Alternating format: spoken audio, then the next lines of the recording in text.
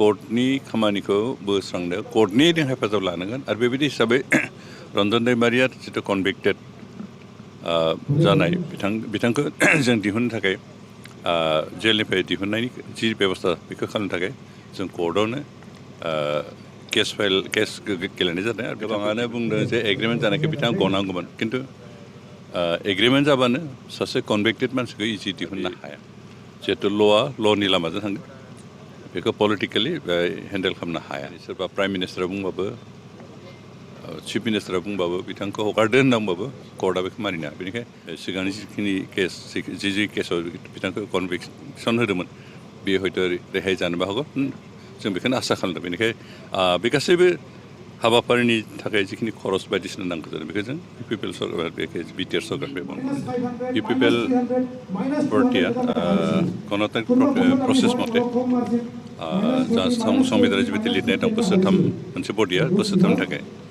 आरो बेबायदि 2021 मायथाइयाव जों जि कमिटि दादों बे बोसोरथाम जोब्बाय बे जोबनायखाय दिनै गोदान कमिटि दाफिनबाय आरो बे गोदान कमिटि दाफिननायनि गेजेरजों माखासे एसे सोलाय सोल' जाबाय जा आफादगिरिया सिगांनो थाफिनदों नेहाथारि गाहाय नेहाथारिनि बिथोराव सासे दङ सासेखौ सोलायनाय जादों आरो बिदि गोदान दानायनि गेजेरजों जों फैगौ समाव पार्टिनि खामानिखौ मावनानै पार्टिखौ बोरैहाय गोख्रोंसिन खालामनो हायो बिनि थाखाय लाहार फाहार खालामदों बेनिखायनो दिनै गोदान पार्टि दानो मोननाय जों गोजोननाय मोन्दों आरो जों आसा खालामदों बे गोदान पार्टिया पार्टिनि थाखाय ओनसोलनि जौगानायनि थाखाय पार्टिखौ गोख्रोंसिन खालामनो थाखाय खामानि मावलांगोन सिडनि इलेक्सनाव जिहेतु बिजेपि देरहाबाय बेनिफ्राय इउपिपिएलनि बोला बोरै जादों ओरैनो सिडनि इलेक्सनखौ जिहेतु बाइ इलेक्सना फ्राय जि हान्जाया सरकाराव थायो बे हान्जाया देरहानाय पसिबिलिटिया बारा थायो थेवबो थांनाय पार्लियामेन्ट इलेक्सननि जिथु रिजाल्ट बेखौ नायोबा सिडनि इलेक्सनाव जों जेनगोन देरहागोन बिनि मोनसे माबा गैयि जादोंमोन मा बुंगोन थिरांथा गैयि बायदि जादोंमोन खिन्थु मास मोननैसोनि गेजेराव जों पार्टिनि वार्कारफ्रा बिभिन्न साइडनिफ्राय जिबायदि खामानि मावबाय आरो बेबायदि खामानि मावनायनि जुनैनो जों मोजां रिजाल्ट खालामनो हाबाय जों अन्तत 37,000 डिफारेन्सआव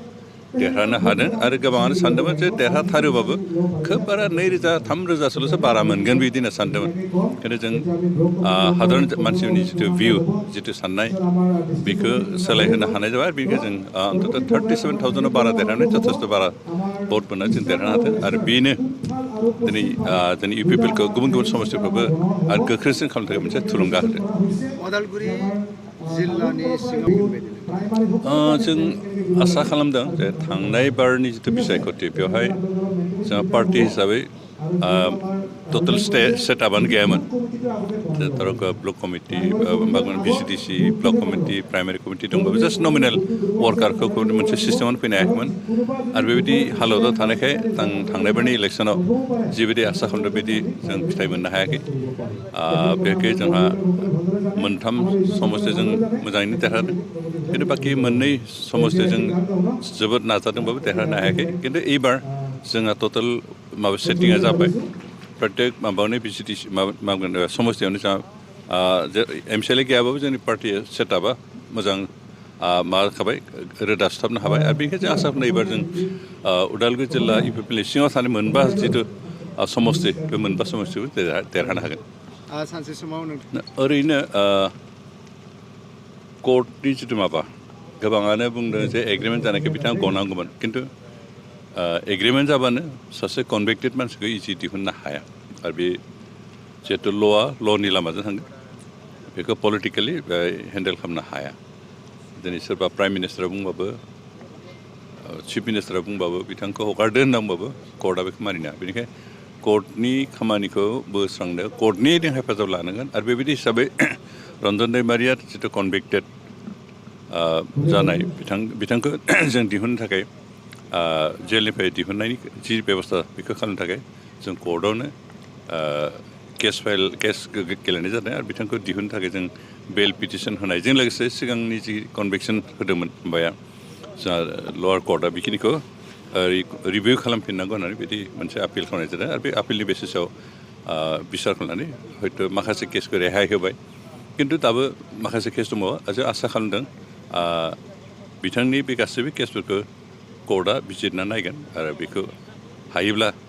सिगांनि जिखिनि केस जि केसाव बिथांखौ कनभिक्सन होदोंमोन बे हयथ' रेहाय जानोबो हागौ जों बेखौनो आसा खालामदों बेनिखायनो बे गासैबो